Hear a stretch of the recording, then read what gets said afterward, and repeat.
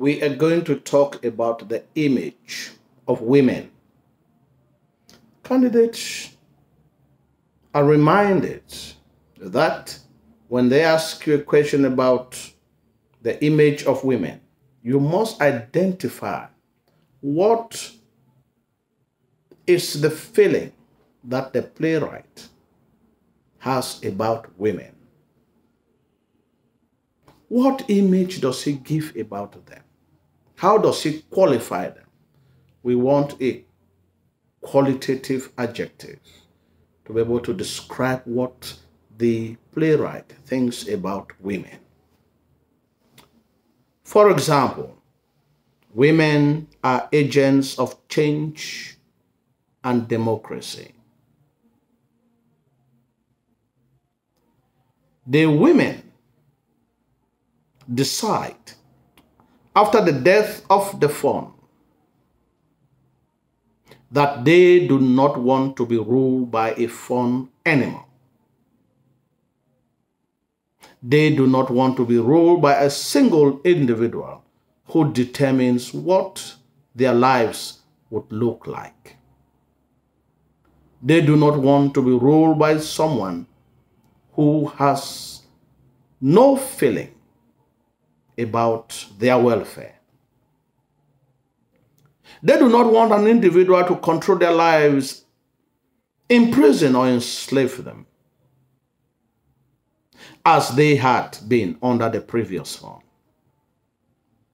Consequently, they want to be ruled by a council of elders, headed by an individual whom they can depose at any time that they feel that he does not fulfill the aspirations of the people. The women want a democratic rule where each other's voice can be heard.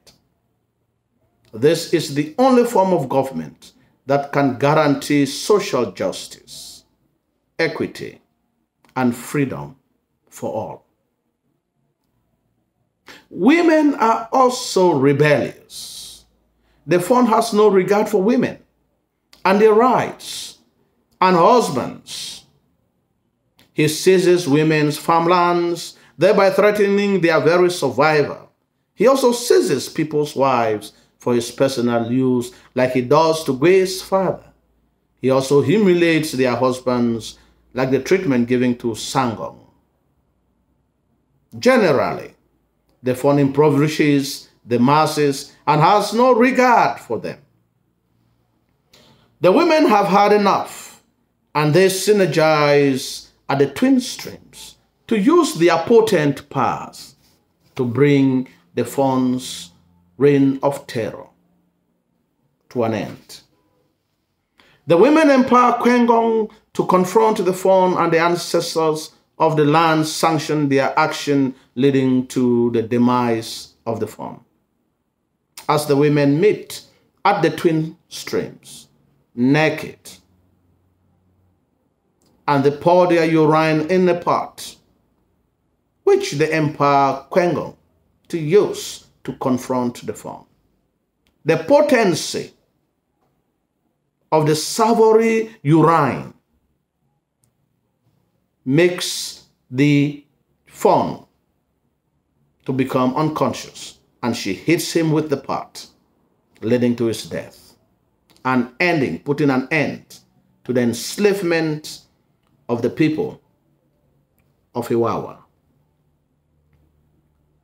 Women are also sustainers of the society, as they take care not only of their children, but they also take care of their husbands. They are the one who feed the community by working on the land. The fawn seizes their farmlands, and the women meet the chief priest to complain because their existence is threatened. They do not understand what their children and husbands will eat when Kwengong asks Shengong, "What shall we eat? What shall our children eat?"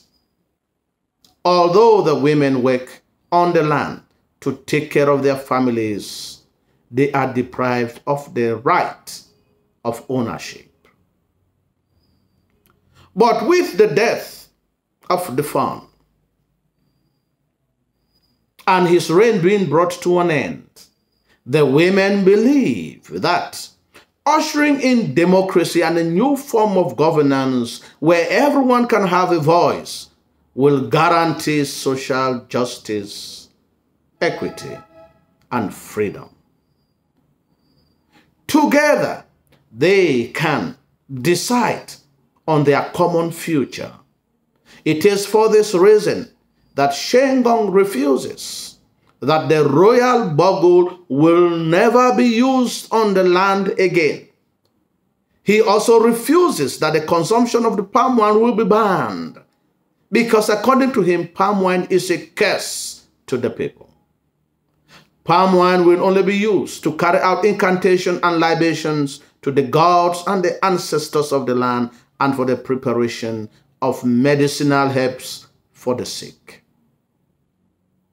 Consequently, they will use the gong at the sacred grove to summon the people whenever the need arises, because the gong symbolizes freedom.